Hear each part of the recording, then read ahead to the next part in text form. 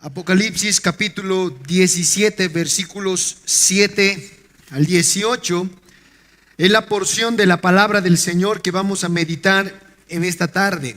Así que todos vamos a abrir, hermanos, en estos pasajes nuestras Biblias.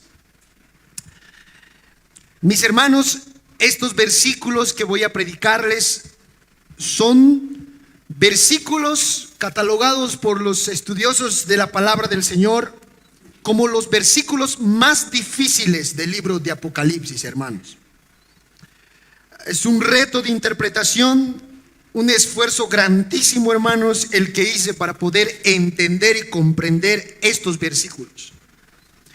Yo le he pedido al Señor grandemente que me dé luz, que me dé, hermanos, fuerzas, que me ayude a manera de ir hablándoles a ustedes, explicarles estos pasajes de manera sencilla, clara, hermanos, para que podamos juntos comprender la voluntad del Señor. Pero tengo que decirles que no ha sido fácil, hermanos. Estos versículos son los más difíciles del libro de Apocalipsis.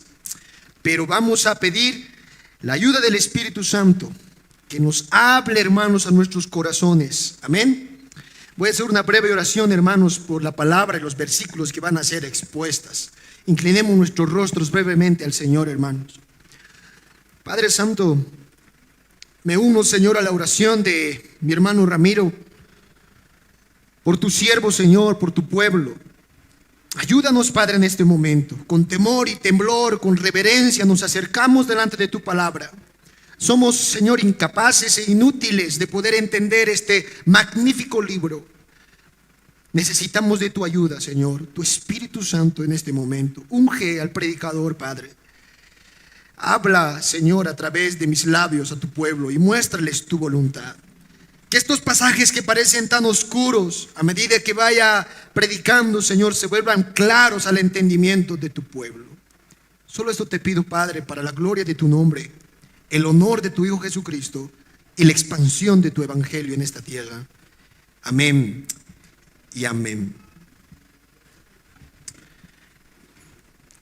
Nosotros, hermanos, ya iniciamos el estudio de este capítulo 17 la semana antepasada. ¿Recuerdan ustedes?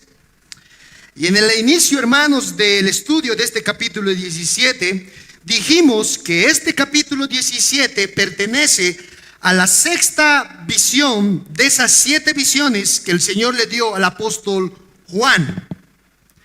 Y como vimos ya, hermanos, en el capítulo 17, Juan nos está mostrando de una manera más detallada, más específica, la destrucción que Dios traerá contra la Gran Babilonia. Este es el tema, hermanos, de ese capítulo 17.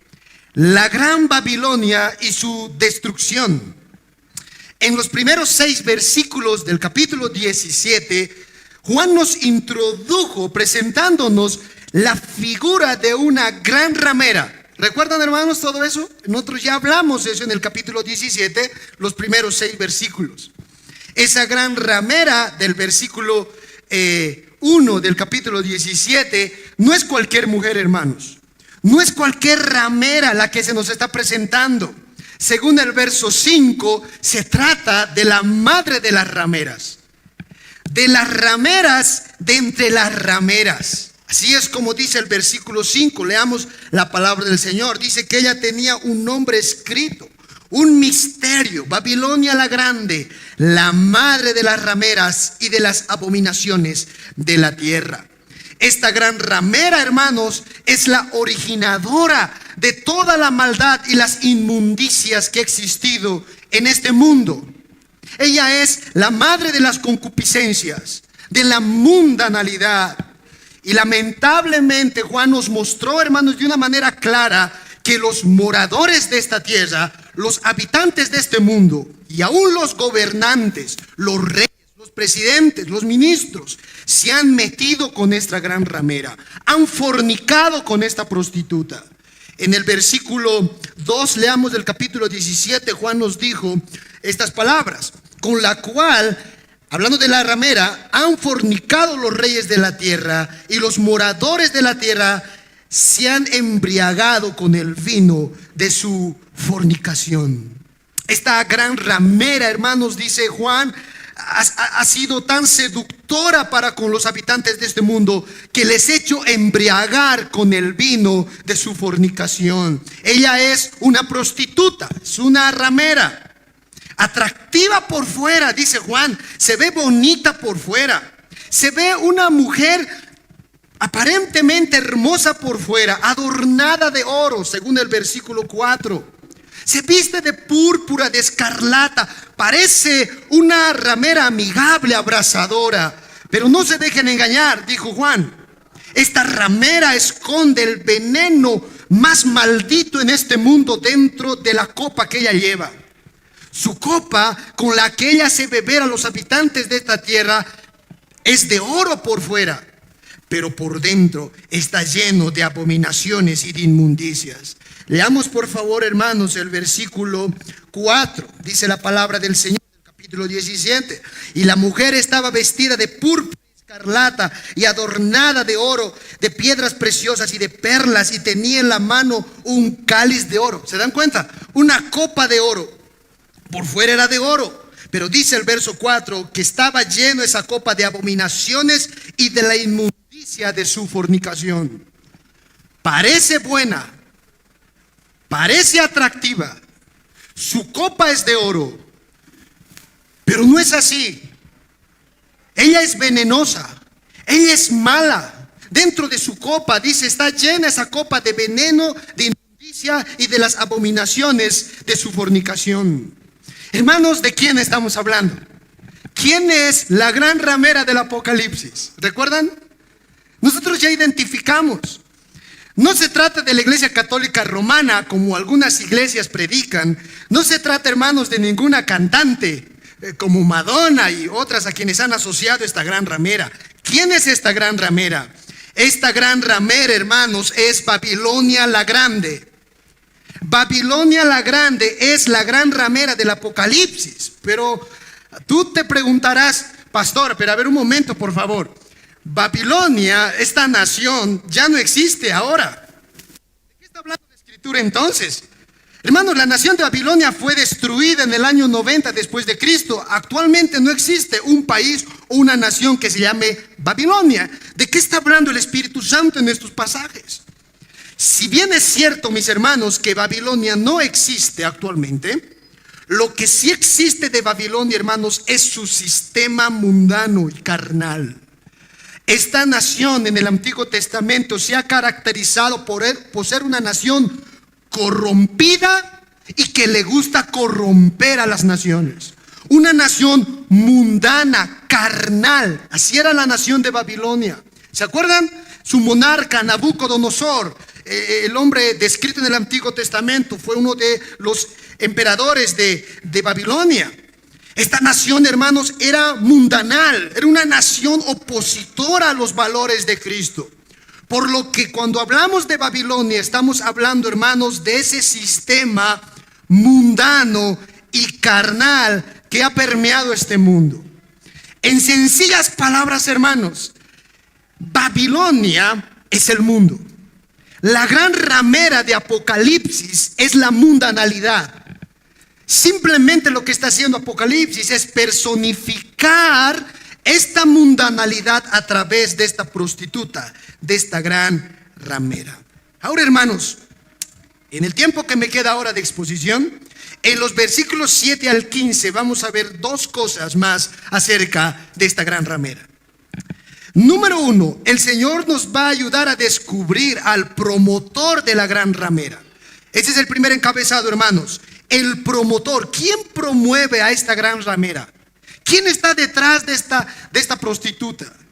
Y número 2, vamos a ver la destrucción que el Señor ha orquestado para esta gran ramera. Así que esos son, hermanos, el bosquejo de mi sermón en esta tarde. 2 puntos. El promotor de la gran ramera y la destrucción de la gran ramera. Vayamos entonces en primer lugar a considerar al promotor de la gran ramera. ¿Quién promueve a esta prostituta? Versículo 7 al versículo 15. Voy a dar lectura, hermanos, el versículo 7 de la palabra del Señor. Sígame con sus vistas. Y el ángel me dijo: ¿por qué te asombras? Y el ángel me dijo, dice Juan, ¿por qué te asombras? Yo te diré el misterio de la mujer y de la bestia que la trae, la cual tiene las 7 cabezas y los 10 cuernos. Juan está, hermanos, estupefacto viendo a la ramera. De hecho, lo que el ángel le pregunta a Juan es: Juan, ¿por qué estás asombrado? Juan, al ver esta visión de esta gran ramera, se queda boquiabierta, hermanos, asombrado por lo que está viendo sus ojos. ¿Qué es lo que estaba viendo Juan que embargaba su alma de asombro? ¿Qué había en esta ramera que le asombraba a Juan? Hermanos, el Señor está desvistiendo, por así decirlo, desnudando al mundo, cómo el mundo es realmente. Y hermanos, bajo esa directriz el Señor le muestra que este mundo simbolizado en esta gran ramera no es un mundo, hermanos, inofensivo. No estamos en un mundo, hermanos, donde no hay peligro. No, este mundo es un mundo muy peligroso. La gran ramera es peligrosa. Si bien ella trata de conquistar a los seres humanos por seducción, cuando no puede seducir a un hombre, hermanos, lo que hace esta gran ramera es perseguirlo. Imagínense eso. Si no funciona la seducción de esta ramera, entonces va a funcionar su persecución. Y eso es lo que ha hecho este mundo a lo largo de la historia. Ha perseguido a todos los que se han opuesto a su sistema. Los ha perseguido, hermanos, hasta la muerte. Por eso cuando tú lees el versículo 6, acompáñame ahí con tu vista, dice Juan: vi a esta mujer, o sea, la gran ramera, ebria, borracha de la sangre de los santos y de la sangre de los mártires de Jesús. Miren eso, hermanos. Ella no solamente embriaga a los hombres con el vino de su fornicación, sino que ella misma, dice Juan, yo veo que ella se está tomando, está borracha, pero con la sangre inocente de los santos, del pueblo de Dios. Esta gran ramera, hermanos, este mundo es el responsable de muchas de las tragedias que le ha ocurrido a la iglesia de Cristo. Este mundo ha perseguido al pueblo de Dios, lo ha perseguido hasta la muerte. Santos de Dios han muerto en manos de este mundo simplemente por oponerse a su sistema. Me acuerdo de esto, la historia de un tal Eutico. Era un monje, hermanos. Este monje visitó Roma, dice la historia. En aquel tiempo, cuando los romanos practicaban, ¿se acuerdan, hermanos? En su coliseo romano, con los gladiadores, esas peleas. ¿Recuerdan? ¿Han visto el gladiador, hermanos? Esas luchas entre gladiadores. Dice que este Eutico era un monje que amaba a Cristo. Visitó Roma y llegó, hermanos, al coliseo romano y vio cómo se estaban matando 2 hombres, 2 gladiadores, hermanos, a plan de espada. Y dice la historia que Eutico, asombrado de lo que vio, corrió, hermanos, al medio del coliseo romano y gritó y dijo: en el nombre de Jesús, paren esta masacre, paren esta masacre. Empezó a gritar, hermanos, y de repente uno de los gladiadores, con toda la energía, hermanos, ustedes saben, y la adrenalina de las circunstancias, agarró su espada y clavó su espada en el corazón de Eutico, y este monje murió. Hermanos, el mundo, las cosas del mundo, hermanos, han ocasionado sufrimientos y muertes al pueblo de Dios. Gente que se ha opuesto al sistema mundanal ha tenido que sufrir, hermanos, la muerte. Y es por eso que Juan ve a esta mujer ebria tomándose la sangre de los santos como una burla, como una mofa, la sangre de los testigos de Jesús. Es por eso que él se asombra. Versículo 6, leamos la última parte, dice Juan: y cuando la vi, quedé asombrado en gran manera, con gran asombro. Por esto quedó asombrado. Y es en ese momento cuando el ángel le ve a Juan y le dice: Juan, no te asombres. ¿Por qué te estás asombrando? ¿Qué es lo que te parece extraño del mundo? El mundo es así, Juan. El mundo es así de sagaz y así de violento contra el pueblo de Dios. Yo te voy a mostrar en realidad lo que es el mundo y quién está promoviendo este mundo detrás de todas estas cosas. ¿Quién es el promotor del mundo? Y es por eso, en el versículo 7, que Juan ve a una mujer. ¿Han notado, hermanos? Pero también ve en el verso 7, dice Juan, a una bestia que la trae, la cual tiene 7 cabezas y los 10 cuernos. Noten, hermanos, el versículo. No es la primera vez que se ve a la mujer y a la bestia asociados. Leamos por favor el versículo 3 del capítulo 17. Dice la palabra del Señor: y me llevó en el espíritu al desierto, y vi a una mujer sentada sobre una bestia escarlata, llena de nombres de blasfemia, que tenía 7 cabezas y 10 cuernos. La gran ramera, la mujer, está cabalgando sobre una bestia. Eso es lo que Juan está viendo. Ahora, la mujer no está controlando la bestia. Es la bestia la que le está controlando a la mujer. Es por eso que el versículo 7, si han leído bien, hermanos, han notado que dice Juan, es la bestia la que la atrae a la mujer. La bestia es la que la promueve a la mujer, es la que la mueve a la mujer, la que le impulsa esta gran ramera. La pregunta entonces es: ¿quién es esta bestia? ¿Quién es la promotora de la mundanalidad? Eso es lo que estoy diciéndoles, hermanos. ¿Quién está detrás de la mundanalidad, de la carnalidad? ¿Quién promueve estas cosas? La bestia. ¿Quién es la bestia?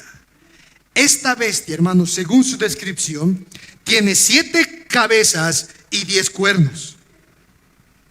Es la misma bestia del capítulo 13, versículo 1. Vayan conmigo a sus Biblias, hermanos, a ese capítulo de Apocalipsis. En ese verso 1, Juan dice que de repente el diablo, Satanás, invocó a una bestia del mar. Versículo 1. Me paré sobre la arena del mar y vi subir del mar una bestia que tenía 7 cabezas y 10 cuernos. ¿Notan, hermanos? 7 cabezas y 10 cuernos. Esta bestia de Apocalipsis 17 es la misma bestia de Apocalipsis 13.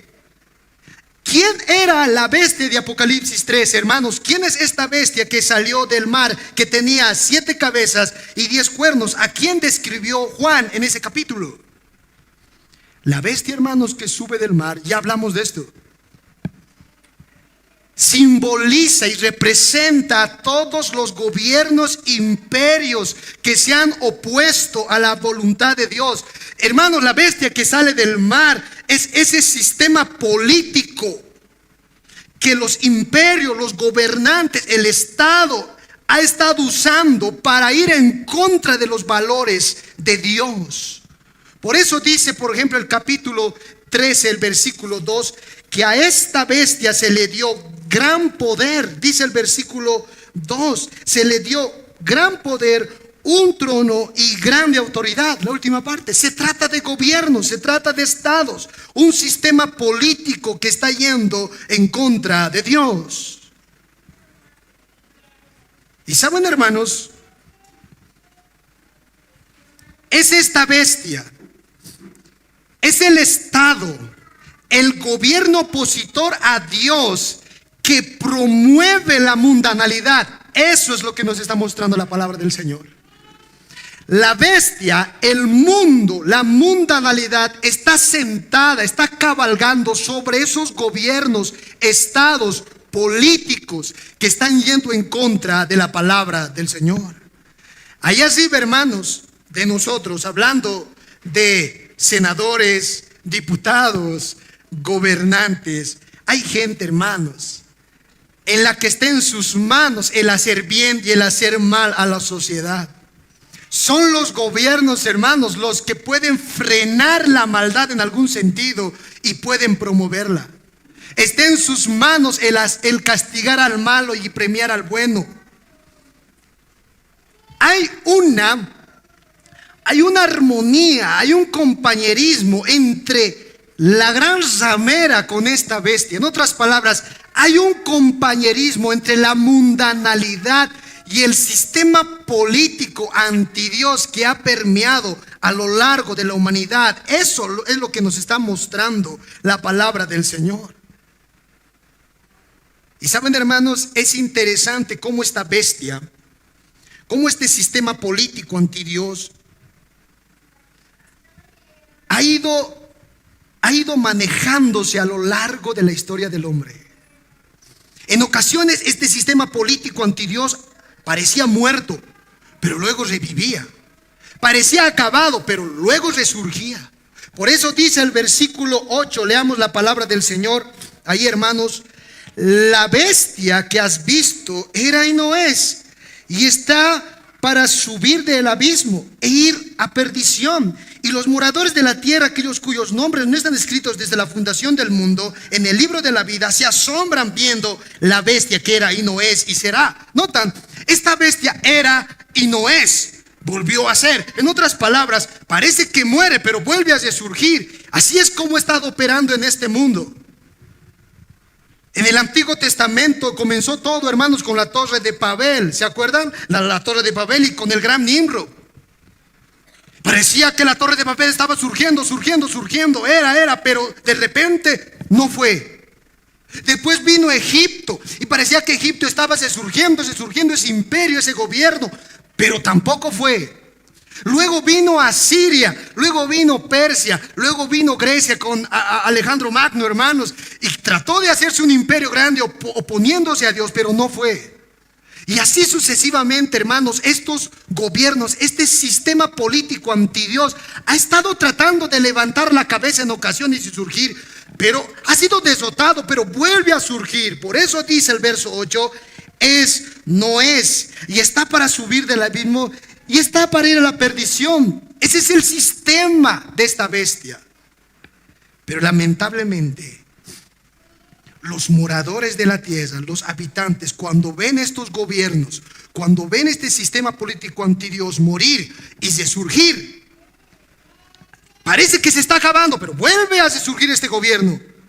Dicen los habitantes de la tierra, los moradores, aquellos cuyos nombres no están escritos en el libro de la vida, en otras palabras, los incrédulos, se asombran. ¡Wow! Dicen. ¿Han visto? Parecíamos derrotados, pero hemos vuelto y somos millones.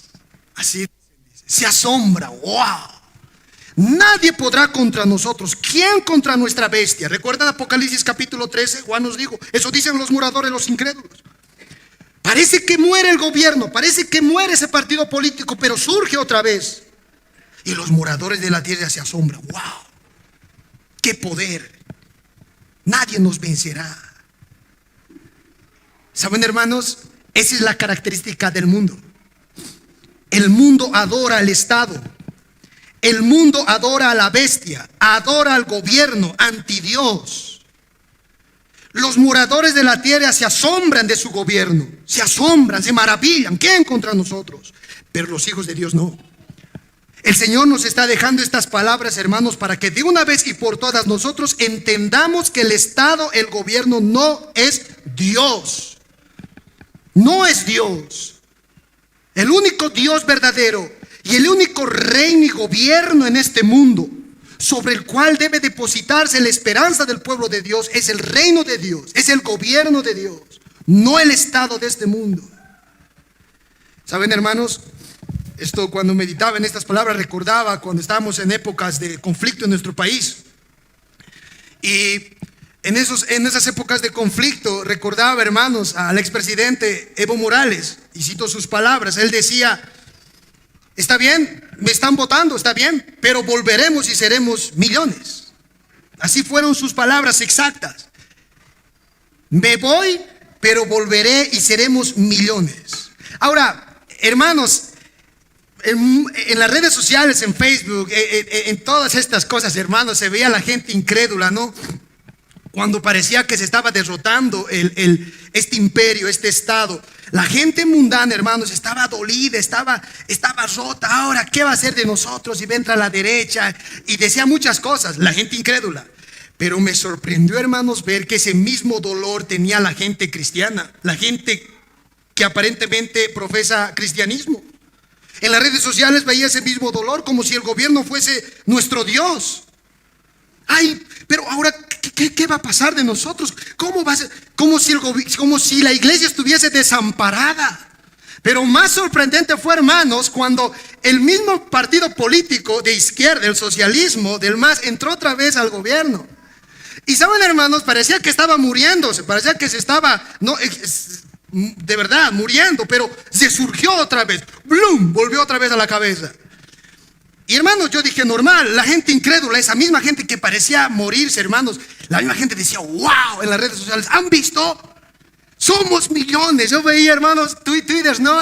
Colgados, mensajes, somos millones. No nos han, ¿quién contra nosotros ahora? A ver, vengan los de la derecha y los del centro, no sé qué, hermanos, vengan contra nosotros. Ven cómo nos hemos resurgido. Pero ¿saben? Lo lamentable, hermanos, es que ese mismo entusiasmo y ese mismo asombro estaba en el pueblo de Dios. Creyentes, hermanos, creyentes, asombrándose por ese resurgir de un partido político de izquierda. ¿Por qué, hermanos? La palabra del Señor nos dice en el versículo 8 que son los incrédulos, los que no están escritos en el libro de la vida, los que se asombran viendo esta bestia que era y no es. Los creyentes no, hermanos. A nosotros, en algún sentido, nos va a irnos bien, hermanos, si el MAS se acaba o no se acaba. No nos importa, hermanos, porque el MAS no es nuestro Dios. El Estado no es nuestro Dios. Nuestro Dios está en los cielos. Nuestro reino es de arriba, no de esta tierra. Los incrédulos ponen su esperanza en el Estado. Piden del Estado, gimen del Estado. Cuando no hay Estado, no hay nada. Pero los creyentes no. Los creyentes nunca somos huérfanos. Por eso Juan ve aquí a los incrédulos depositando toda su fe y toda su confianza, toda su adoración sobre esta bestia. Hermanos, la diferencia entre un creyente y un incrédulo, hablando políticamente, hermanos, es real. ¿Saben, hermanos? Aunque aparentemente algunos partidos políticos o algunos sistemas políticos anti Dios traten de morir y vuelvan a resurgir, traten de morir, vuelvan a resurgir, el patrón será el mismo, hermanos. Al final de cuentas, Dios traerá su justicia. Dios destruirá, hermanos, este mundo y a su bestia, como lo hizo en la historia de la humanidad. ¿Quién destruyó a Babilonia, hermanos, cuando Babilonia estaba surgiendo? La Babilonia la grande, Dios. ¿Quién destruyó a Egipto, hermanos, con todos sus faraones? Dios. ¿Quién destruyó a Grecia, a Roma? ¿Quién destruyó a todos esos imperios, esos estados anticristianos, anti Dios? Fue el mismo Dios.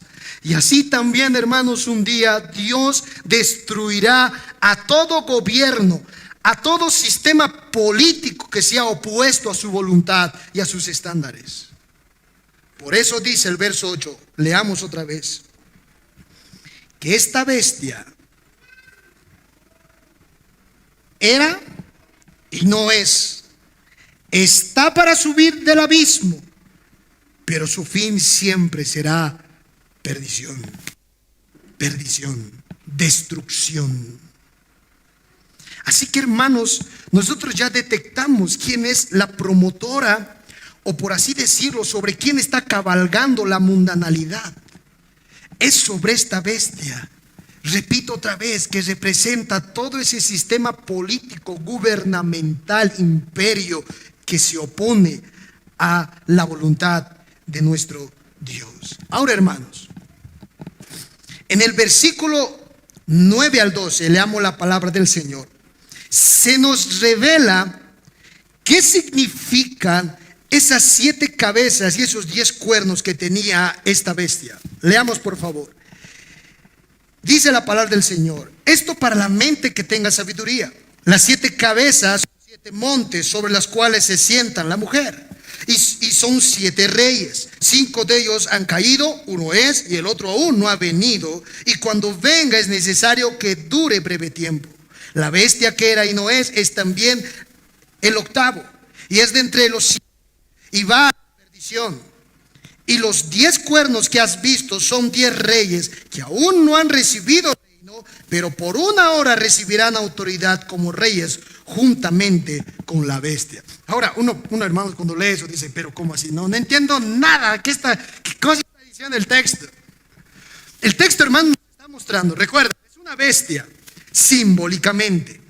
Tenía esta bestia 7 cabezas, boom, boom, boom, boom, 7 cabezas. Y en sus cabezas 10 cuernos, boom. Ahora lo que está haciendo el Espíritu Santo es revelarnos qué significan sus 7 cabezas y los 10 cuernos. Ahora, hermanos, muchas iglesias y muchos intérpretes de estos versículos, tratando de entender literalmente el pasaje, han leído esas cabezas y esos cuernos como reyes literales. Dice la Biblia que son reyes. Y han tratado como de calcular de qué rey estamos hablando. Son 5, son 7 cabezas, entonces tiene que ser 7 reyes. Más cuántas cabezas son, cuántos cuernos son después, son 10 cuernos. Y son 10 reyes también aparte, por lo tanto serían ¿cuánto? 17 reyes. Entonces, a ver, contaremos desde dónde vamos a contar ahora. Y han tratado de identificar a los reyes. ¿Cuál puede ser el último rey o el último presidente? Entonces, puede ser el último presidente Barack Obama. Otros han dicho, uy, y cuando Barack Obama vuelva a surgir en Estados Unidos, viene el fin. Otros, no, creo que va a ser el presidente de Rusia. O sea, han tratado como de calcular quién puede ser cada rey, porque han tratado de interpretar el pasaje de manera literal. Ahora, hermanos, nosotros no hacemos eso. Apocalipsis no es un libro literal, es un libro simbólico. Por lo que hay algo que nos está mostrando el Espíritu Santo a través de estas cabezas y estos cuernos. Ahora, hermanos, es verdad, las cabezas y los cuernos, según esos versos que hemos dado lectura, son reyes. Son 7 reyes. Y en el versículo 10 dice, hablando de, versículo 12, van a disculpar, hermanos, hablando de los cuernos, dice que los cuernos que ha visto Juan también son reyes. Pero, hermanos, nosotros debemos interpretar los números, como lo hemos hecho hasta el día de hoy, de manera simbólica. El número 7 y el número 10 en Apocalipsis, ¿qué simbolizaban? ¿Se acuerdan, hermanos? El número 7 es de Dios, hemos dicho, hermanos. ¿Sí o no? ¿Por qué? Porque es un número completo, pleno, total, cabal. ¿Recuerdan el número de Dios, el número 7? Ahora, aquí nos dice, hermanos, que esta bestia tenía 7 cabezas. El número 7 hemos dicho que simboliza perfección, totalidad, plenitud. En otras palabras, lo que se nos está mostrando aquí, hermanos, es la plenitud, la totalidad de todos los reyes o imperios que ha utilizado la bestia para promover la mundanalidad. Voy a repetir eso.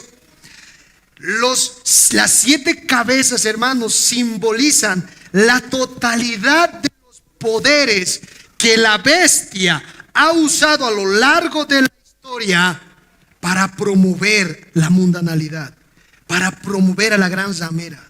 Lo mismo sucede con las 10 cabezas. En Apocalipsis el número 10 también simboliza, hermanos, totalidad.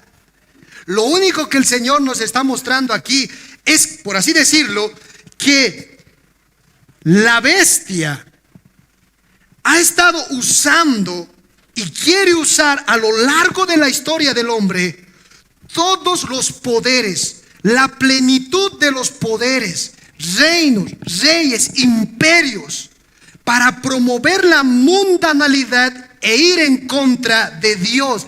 Eso es lo que nos está mostrando el pasaje. Y el énfasis, hermanos, de estos versículos no radica, hermanos, ni siquiera en cuántos reyes son, 7, 10, no. El énfasis radica, hermanos, en el tiempo de duración. Miren lo que dice, por ejemplo, el versículo 8. Leamos la palabra del Señor. Versículo 9. Esto para la mente que tenga sabiduría. Las 7 cabezas son 7 montes sobre los cuales se sienta la mujer. Y son 7 reyes, ¿se dan cuenta? Son reyes.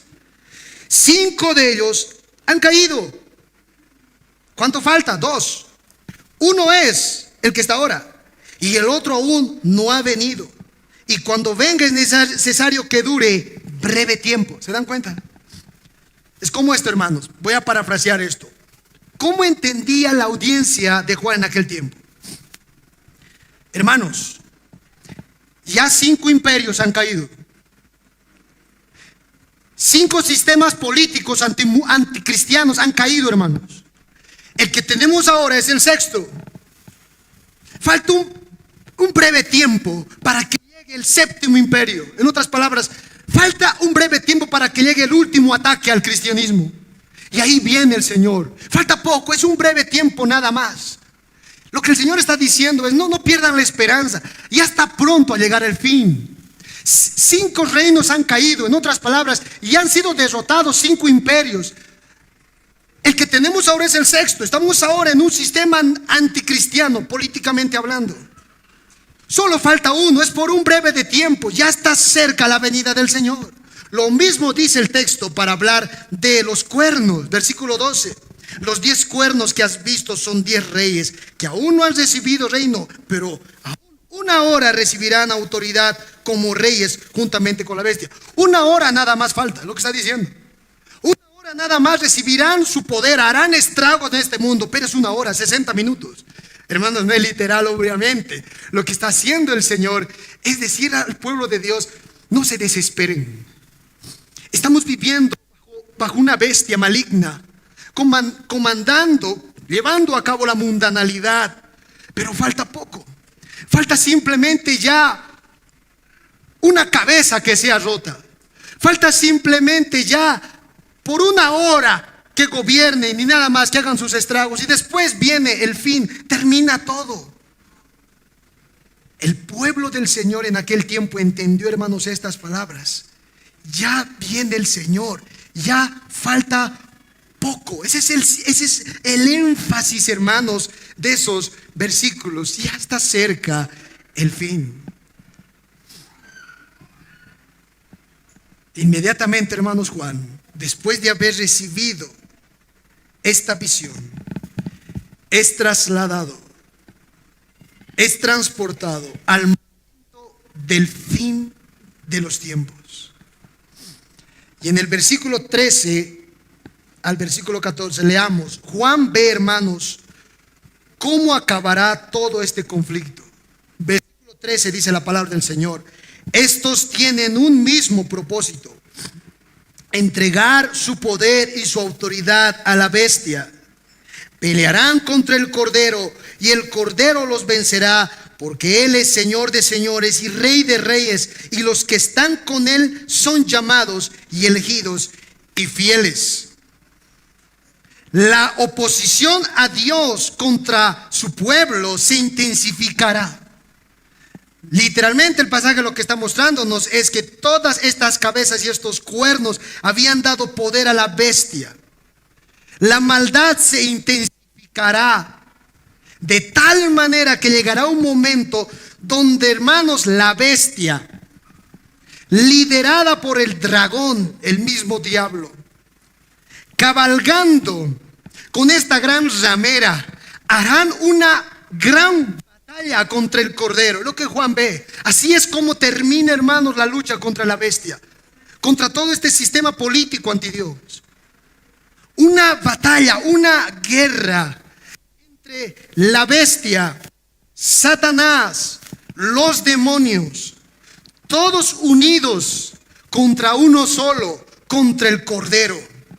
Hermanos, este Cordero es el mismo Cordero de Isaías capítulo 53. Estamos hablando del Cordero de Dios que quitó el pecado del mundo. Este Cordero, hermanos, es el que vino a este mundo como aquel despreciado y desechado entre los hombres. Este es el varón de dolores, el experimentado en quebranto. Aquel que como cordero fue llevado al matadero, enmudeció, no abrió su boca. Así fue ejecutado este Cordero. ¿De quién estoy hablando, hermanos? ¿Quién es este Cordero? El Cordero, hermanos, es nuestro Señor Jesucristo.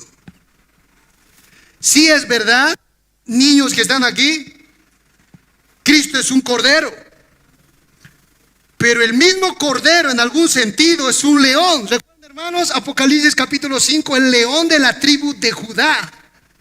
Cuando la bestia con estos cuernos y sus cabezas quieran atacar a este cordero como un león, hermanos, saldrá a la batalla él solo. Saldrá a la batalla y rugirá con gran fervor, hermanos, y habrá una lucha entre todas las huestes demoníacas y el mismo Cordero de Dios, peleando, batallando, hermanos, en una guerra. ¿Por quién? Por su pueblo, por nosotros. Durante siglos y siglos, esta bestia, esta gran ramera, han lastimado a su pueblo. Esta gran ramera ha sido causante de muchas lágrimas, hermanos, para nosotros. Esta gran ramera, juntamente con su bestia, nos han tentado, nos han zarandeado. Hemos caído en ocasiones, hermanos, y aún algunos hemos sido vencidos, como dice el capítulo 13, por esta bestia y por esta gran ramera, por la mundanalidad. Y por eso, hermanos, el mismo Dios soberano será su mejor guerrero, el Cordero de Dios, y luchará, hermanos, por nosotros, y peleará esta batalla. Y dice Juan, y él ganará. La victoria, hermanos, es segura. La victoria ya ha sido sentenciada, ya ha sido dicha. La victoria se lo lleva el Cordero de Dios. ¿Y saben por qué, hermanos? ¿Por qué el Cordero triunfa al final de cuentas? Porque Él es el Señor de señores y el Rey de los reyes de este mundo. Amén. Cuando este Cordero aparezca, hermanos, sobre esta tierra, ya no le veremos, hermanos, con la barquita, bien trapientosito, un campesino de la nación de Israel, del pueblo de Nazaret. Ya no será así, hermanos. Cuando este Cordero aparezca en su segunda venida, será ese Rey glorioso. Más adelante vamos a ver, Él vendrá cabalgando en un caballo blanco, nos va a mostrar simbólicamente, y en su muslo tatuado, Señor de señores y Rey de reyes, vendrá a la tierra con 1,000,000 de ángeles, hermanos, a la gran batalla. Ya no vendrá humilde, ya no vendrá para salvar, ahora vendrá para juzgar y derrotar. Es el Cordero de Dios, el león de la tribu de Judá, rugirá, hermanos. El mundo temblará. Y será el fin de la bestia. Y será el fin de la gran ramera. Y eso me lleva, hermanos, a mi último encabezado. Y termino con esto. En ese preciso momento, versículo 16 al 18, la destrucción de la gran ramera. Los hombres que amaron a esta gran ramera, a los moradores de la tierra que colocaron su esperanza en la gran ramera, dice que la dejarán desolada y desnuda y devorarán sus carnes y la quemarán con fuego. Los mismos hermanos que le estimaban a la ramera, que se embriagaban con ella, en otras palabras, los mundanos, los incrédulos, serán los mismos que en ese momento, cuando el Señor pelee contra la ramera y contra la bestia, serán los que no querrán aliarse con ella. No, vete, no queremos saber de ti. La dejarán desolada. Querrán, hermanos, liberarse de la mundanalidad, querrán, hermanos, liberarse de la carnalidad, pero ya no podrán. Llegó el fin. ¿Dónde estará Dios en todo esto? Dice el versículo 17: Dios estará en su trono. Dios es soberano. Él está gobernando, hermanos, todas las cosas sobre esta tierra. Versículo 17: porque Dios ha puesto en sus corazones el ejecutar lo que Él quiso, ponerse de acuerdo y dar su reino a la bestia hasta que se cumplan las palabras de Dios. Dios ha puesto en sus corazones el ejecutar lo que Él quiso. Todo lo que está pasando en la tierra es lo que Dios quiso que pasara, hermanos. Mientras la bestia y esta gran ramera están haciendo estragos en este mundo, Dios está sentado en su trono. Nada está pasando sin su consentimiento, hermanos. Amén. Él quita reyes, saca reyes. quita gobiernos y pone otro gobierno. Él sigue sentado en su trono y lo seguirá hasta el fin del mundo. Dos aplicaciones, hermanos, que nos enseña este pasaje. Dos cosas que este pasaje nos enseña. En primer lugar, hermanos, este pasaje lo que nos está enseñando es que no coloquemos nuestra esperanza ni en el mundo, que es la gran ramera, ni en la bestia, que es el gobierno político anti Dios. No, hermanos, no. El pueblo de Dios no puede coquetear ni con el gobierno anti Dios, ni con la mundanalidad. La bestia y la gran ramera no tienen parte con el pueblo de Dios. Por eso aquí, hermanos, en medio nuestro, no podemos pelearnos por política. Que porque tú no eres del centro, de arriba y de abajo, ahora no podemos disgustarnos por eso. Porque, hermanos, al final de cuentas, nuestro Dios no es el Estado. Amén. No es el gobierno nuestro Dios. Ningún gobierno, sea de derecha, sea de izquierda, ni el más, ni el menos, ni súmate, ni nada, ni réstate, hermano. Ningún gobierno ocupará el lugar que le pertenece a Dios. Por eso, hermanos, nuestro fervor por Cristo y su reino debe ser mayor que el fervor que tenemos por un partido político. Son los moradores de la tierra, escúchame bien, son los incrédulos, aquellos quienes no tienen escritos sus nombres en el libro de la vida, que se asombran por la bestia, que se asombran por el gobierno político, que dan su vida por eso, mueren por eso. Pero el creyente no. Lo mismo sucede con la mundanalidad. El creyente, hermano, no puede coquetear con la carne.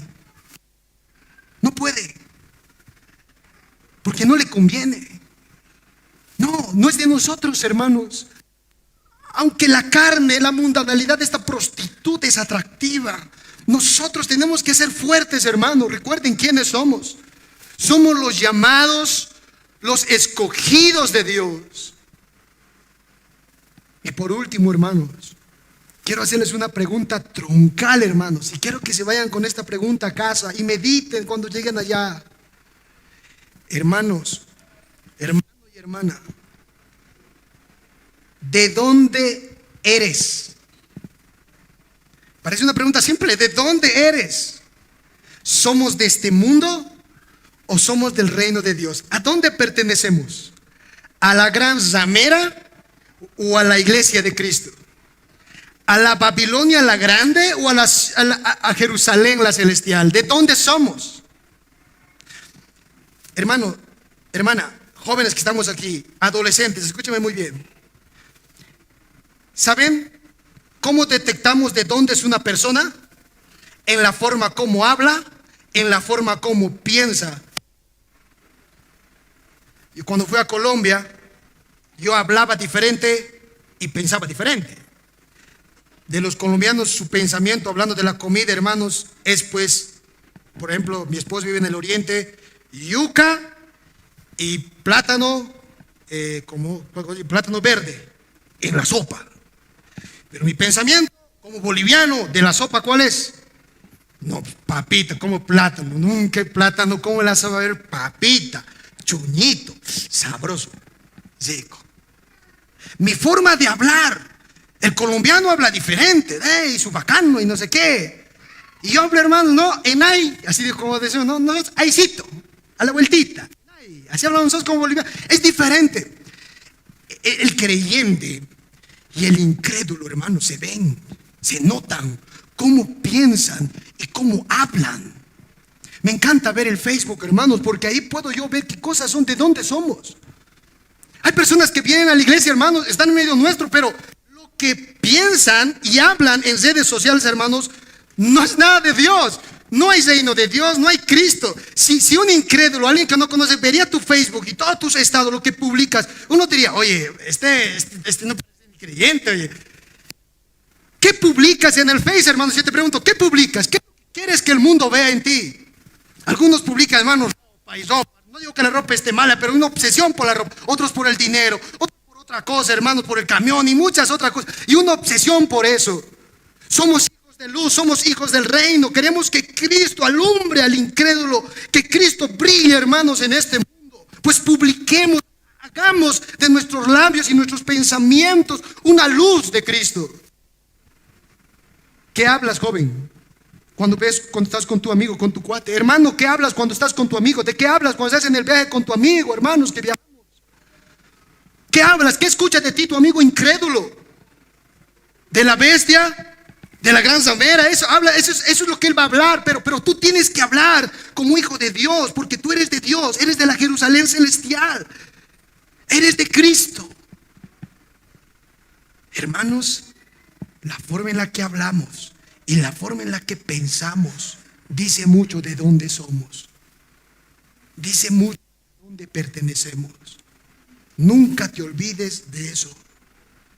Que Dios bendiga su palabra, hermanos, y alumbre nuestros corazones.